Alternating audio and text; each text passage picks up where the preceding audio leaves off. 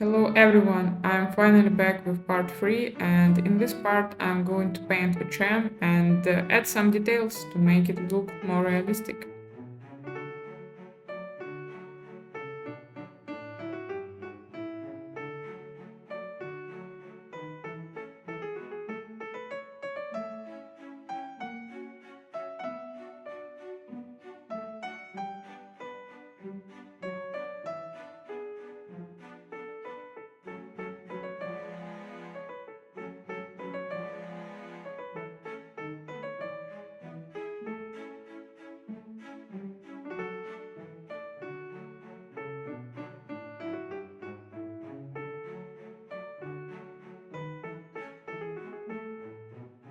And now it's time to make it move.